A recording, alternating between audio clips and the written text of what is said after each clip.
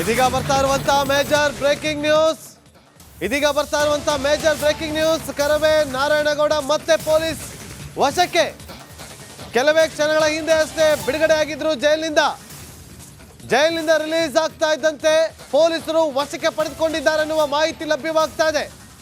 ಭದ್ರತೆಯಲ್ಲಿ ನಾರಾಯಣಗೌಡ ಅವರನ್ನ ಕರೆದುಕೊಂಡು ಹೋಗಿರುವಂತಹ ಪೊಲೀಸರು ಸಾರ್ವಜನಿಕ ಆಸ್ತಿ ಪಾಸ್ತಿ ಹಾನಿ ಹಿನ್ನೆಲೆ ಪೊಲೀಸರು ವಶಕ್ಕೆ ಪಡೆದುಕೊಂಡಿದ್ದಾರೆ. ಕರವೇ ನಾರಾಯಣಗೌಡ ಮತ್ತೆ ಪೊಲೀಸ್ ವಶಕ್ಕೆ.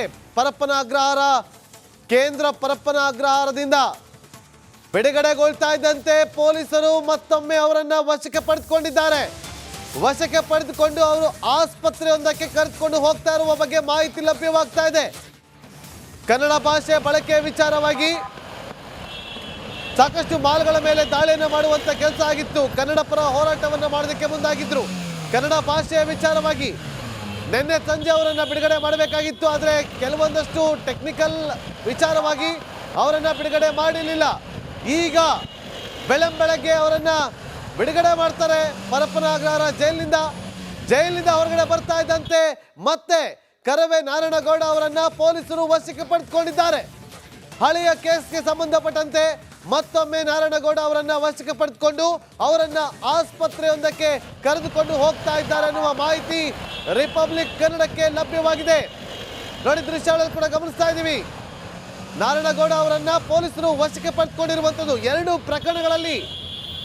ಒಂದು ಮಸೀಬ್ ಬಳಿದಂತ ಪ್ರಕರಣಕ್ಕೆ ಸಂಬಂಧಪಟ್ಟಂತೆ ಅವರನ್ನ ಈಗ ವಶಕ್ಕೆ ಪಡೆದುಕೊಂಡಿರುವಂಥದ್ದು. ಮಾಲಾಫೇಶಿಯಾ ಮೇಲೆ ದಾಳಿಯನ್ನು ಮಾಡೋದಕ್ಕೆ ಮುಂದಾಗಿದ್ರು. ಕನ್ನಡ ಭಾಷೆನ ಬಳಕೆ ಮಾಡಬೇಕು 60% ಅಂತೇಳಿ ಹೋರಾಟವನ್ನು ಮಾಡಿದ್ರು. ಆ ಹೋರಾಟಕ್ಕೆ ಸಂಬಂಧಪಟ್ಟಂತೆ ನಾರಾಯಣಗೌಡ ಅವರನ್ನ ಬಂಧಿಸಿ ನ್ಯಾಯಾಂಗ ಬಂಧನದಲ್ಲಿ ಇರಿಸಲಾಗಿತ್ತು.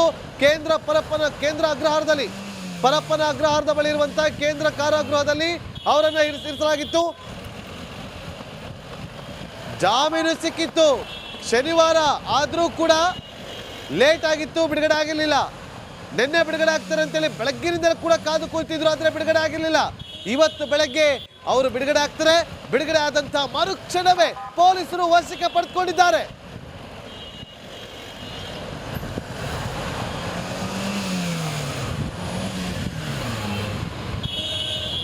ನಮ್ಮ ಆನೇಕಲ್ ಪ್ರತಿನಿಧಿ ನವೀನ್ ಲೈವ್ ನಲ್ಲಿ ಜಾಯ್ನ್ ಆಗಿದ್ದಾರೆ. ನವೀನ್, ಎಷ್ಟೊತ್ತಿಗೆ ಬಿಡುಗಡೆ ಆಗ್ತಾರೆ? ತಕ್ಷಣ ಅವರನ್ನ ವಶಕ್ಕೆ ಪಡೆದುಕೊಳ್ತಾರೆ. ಎಲ್ಲಿ ಕರ್ಕೊಂಡು ಹೋಗ್ತಿದ್ದಾರೆ?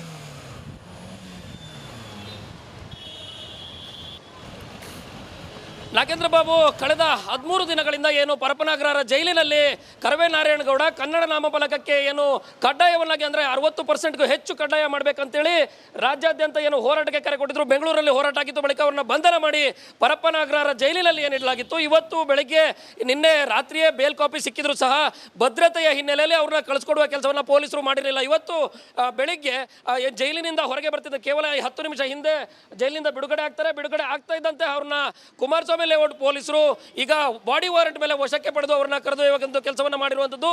ಏನು ಸುರಕ್ಷತಾ ದೃಷ್ಟಿಯಿಂದಾಗಿ ಸುಮಾರು 5 ಜೀಪ್ ಹಿಂದೆ ಮತ್ತು 5 ಜೀಪ್ ಮುಂದೆ ಕರೆದುಕೊಂಡು ಅವ್ರನ್ನ ಹೊಸೂರು ಬೆಂಗಳೂರು ಮುಖ್ಯ ರಸ್ತೆಯಲ್ಲಿ ಈಗಾಗಲೇ ಬೆಂಗಳೂರಿನತ್ತ ಕರೆದುಕೊಂಡು ಹೋಗುವ ಒಂದು ಕೆಲಸ ಆಗಿದೆ. ಜೊತೆಗೆ ಈಗಾಗಲೇ ಇನ್ನು ಉಳಿದಂತ 28 ಜನ ಕಾರ್ಯಕರ್ತರು ಏನಿದ್ದಾರೆ ಅವ್ರು ಇನ್ನಷ್ಟೇ ಜೈಲಿಂದ ಬಿಡುಗಡೆ